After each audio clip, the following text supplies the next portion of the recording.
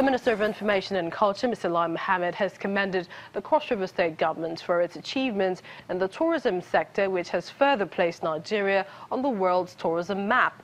The minister was speaking when he visited Governor Ayade in Calabar, the state capital. The governor assured the minister that more innovation towards improving the state's tourist sites will be established. I think Cross River has this credit that it has put the name of Nigeria on the global map in quality and in the creative industry.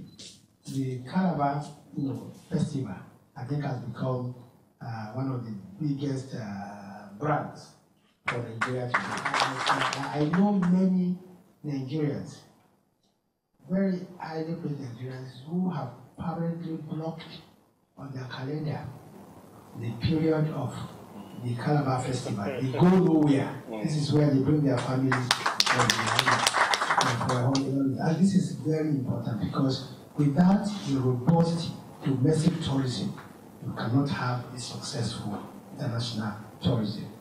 Cross River today has the largest garment factory in Africa. And it's a spin-off from the Calabar Carnival. When we realized how much money we were hemorrhaging to other parts of the state and beyond, trying to get all our costumes in readiness for the festival, it became imperative for me to invest in a garment factory. And I decided to go to the Zenith. So the product of entertainment brought in business, which is the garment factory. Kwara State Government, in collaboration with a non-governmental organization, Lee Foundation, has flagged off free healthcare checks and cancer screening for over 4,000 female civil servants in the state. The screening is to last for 6 weeks, with an option of additional 2 weeks for mop-up. According to the Commissioner for Women Affairs and Social Development, Dr. Inke Saka, the female civil servants will be drawn from the 16 local government areas of the state, and the screening will be extended to other women and men in the project's subsequent phases. Well, now, Mr. Lanre Bello, Special Assistant to the Kwara State Government in charge of the cancer screening exercise for the civil servant, joins us on the program. You're welcome to News Across Nigeria. Thank you. All right. Now, is this happening for the first time in Kwara State, and why now? Well, yes, it is actually happening. This is the first time the Kwara State Government is doing this kind of mass screening exercise on cancer for women in Kwara State. And as for me, I think it couldn't have come at a better time than now, because if you look at the statistics being churned out every day, cancer is gradually becoming endemic. So the need to nip it in the bud early enough is paramount to the state government. One question came to my mind. The choice of women, and if indeed we have statistics that the ailments, growing record of cancer affecting women in Kwara State. Yes, if you look at it, the statistics being churned out, not particularly Kwara, but almost everywhere, especially in Africa, cancer is becoming endemic. And almost every day you hear about people dying of breast cancer, you have people dying of cervical cancer. And those cancers are the #1 and #2 killer cancers amongst women. So, women, without sounding at the risk of sounding feminist, but, they are more vulnerable. So the government decides to wade into it and screen them so that to be able to carefully make arrangement for their treatment. We hear 16 women to be drawn from 16 local government areas of the state. What criteria would be used in selecting them? There's basically no criteria. Once you are a civil servant and you are a woman, you are eligible to be screened, and you are eligible to participate in the free health check program. So going forward, what are the plans? I mean, if we find that, there's something there, what other plans do you have for treating the ailment? Well, it depends on what the outcome is. But at the moment, I know that the Leah Foundation of the wife of the governor of Kwara State, Her Excellency Dikes Ahmed, offers some kind of stopgap measure for people who have been suspected to have not cancer per se, but precancerous malignancies and all that. They receive some kind of subsidized treatment from the facility, the Leah Foundation facility.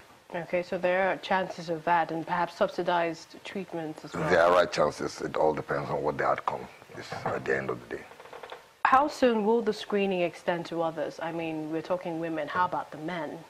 The men, it's a gradual thing. At least we've started with the women, and hopefully we'll get to the men as time passes by.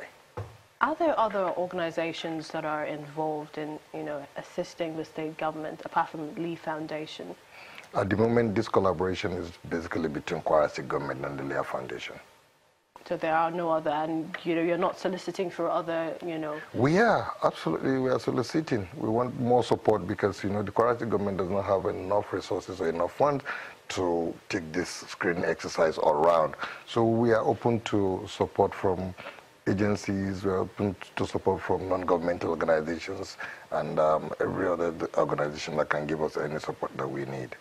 So what can they expect, the female civil servants? When will the screening start?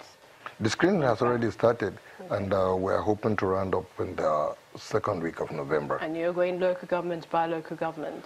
It's centered right now. It has started with the state capital. So as it progresses, we'll take it to the nearest screening center. The Lee Foundation has screening centers across the state, all across the state. So as we progress, we see the number of people who have participated so far in, then we try to reach out to them at their local governments. When we talk about, the number of screening centers we have in Kwara State, how many are there to really handle, some of the things that we might find with regards to the screening? If you're talking about screening, once you do the screening process is just to check. They won't be able to do anything until they get referred to the hospital. So, but we have about 28 screening centers funded by the Lee Foundation, and they have been patronized by the people of Kwara State. So after that, we have health facilities across all the state, over 500 health facilities. How good are they? Well, reasonably good. All right. Well, we'd like to thank you so much, Mr. Larry Bello, Special Assistant to the Kwara State Government in charge of the cancer screening exercise, for coming on the program. Thank you so very much for having me. Well, governors of Bayelsa and River States, they have promised, and this is to work together to foster unity and bring deeper regional integration among people of the South-South region. The governors spoke to journalists after a 3-hour closed-door meeting in Yenagoa, the Bayelsa state capital. Touching on the need for closer interaction between our two states and generally within our region. And we have all agreed to intensify these consultations, to work together in the interest of our people, in the interest of the two states, in the interest of the Niger Delta region. And as you all know, we are both performing governors of the great People's Democratic Party. And so we are happy to host him, my brother. I want to thank you for finding time to visit us, to encourage us.